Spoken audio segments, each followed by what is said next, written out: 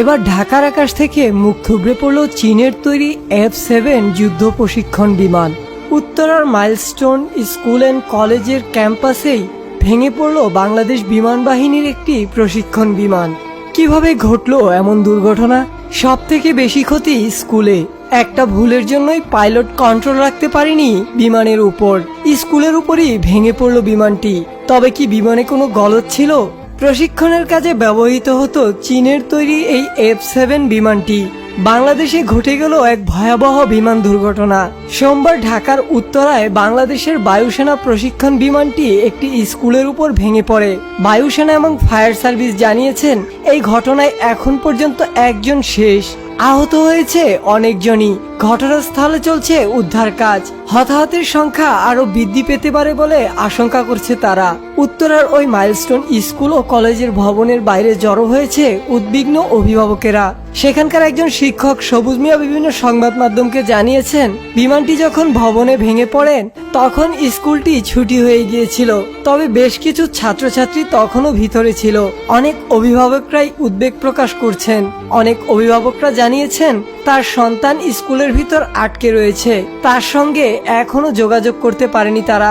আবার কেউ বলছেন তার 2 সন্তান এই স্কুলে পড়েন। বড়জন নিরাপদে স্কুল থেকে বের হতে পারলেও ছোটজন এখনো আটকে রয়েছে। দমকল বিভাগের একজন অফিসার জানিয়েছেন, আহতদের হেলিকপ্টারে চাপিয়ে সাময়িক হাসপাতালে নিয়ে যাওয়া হয়েছে, বাকিদেরও হাসপাতালে নিয়ে যাওয়া হচ্ছে। বাংলাদেশ বিমান বাহিনীর তরফ থেকে জানানো হয়েছে তাদের F-7 বিমানটি ভেঙে পড়েছে। প্রশিক্ষণের কাজে ব্যবহৃত হতো এই বিমানটি। দমকলের তরফ থেকে জানানো হয়েছে, মাইলস্টোন স্কুলের ক্যান্টিনের ছাদে গিয়ে বিমানটি পড়েছে। সেখানে কাজ করছে দমকল বাহিনীর 3টি ইউনিট। ঘটনাস্থলে পুলিশ সহ সকল সশস্ত্র বাহিনী পৌঁছে গেছে। সেখানে আইন শৃঙ্খলা যাতে নিয়ন্ত্রণ থাকে এবং সেজন্য মোতায়েন করা হয়েছে বিজিবি। তথ্য বলছে, বাংলাদেশ গত 2022 সালে হাসিনার জামানাতে চীন থেকে 36টি F-7 বিজিআই বিমান কিনেছিলেন। এই বিমানগুলি হলো চীনা চেংদু J-7 বিমানের রপ্তানি সংস্করণ। সোভিয়েত রাশিয়ার MiG-21 যুদ্ধ বিমানের মতো সিঙ্গেল ইঞ্জিন এবং হালকা এই যুদ্ধ বিমানগুলি। সেই চীনের তৈরি যুদ্ধ বিমান আজ প্রশিক্ষণের উড়ানের সময় ভেঙে পড়ল মাইলস্টোন স্কুলের ক্যান্টিনে। বছরখানেক সময়ের ব্যবধানে ভেঙে পড়ল বাংলাদেশ বিমান বাহিনীর প্রশিক্ষণরত 2টি বিমান। এ কি শুধুই দুর্ঘটনা, নাকি এর পেছনে কারো গাফিলতি আছে? একের পর এক ঝরে যাচ্ছে তাজা প্রাণগুলো।